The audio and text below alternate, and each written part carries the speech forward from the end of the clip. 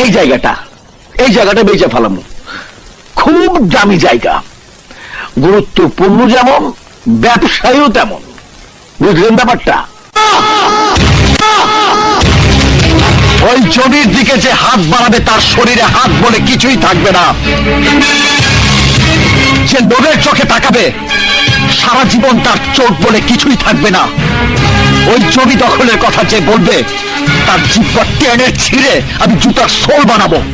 আরে এইটা ঠিক আছে দোস্ত, ওই জমি আমার, তুই নিজের চোখে আমার দলিল দেখছস। আরে রাখ তোর দলিল।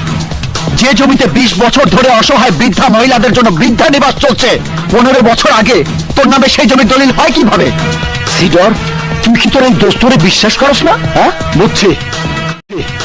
তরে তর্জমা না করলে তোর মাথায় ঢুকবো না। 15 বছর আগে তুই কই আসিলি?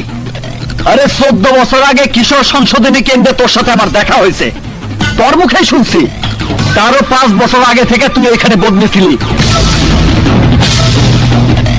তাহলে 15 বছর আগে তোর নামে দলিল হইল কিভাবে? ওই মেয়ারা জাফর, ফট ফট ফট, নইলে সিডরের তাণ্ডব দেখাই দেব। তাণ্ডব কি বলা করলি না সিডর? তুই তো জানস নাম আমার সাদা কিন্তু ক্যারেক্টার লাল। তুই যখন দোস্তের মানই রাখলি না, দোস্তের মান দোস্তের জায়গায় ঠিকই থাকবো।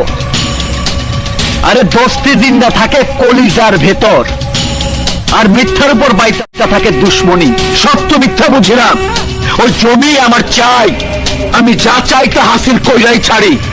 ওই জমি আমি দখল কইরাই ছাড়ু। চল।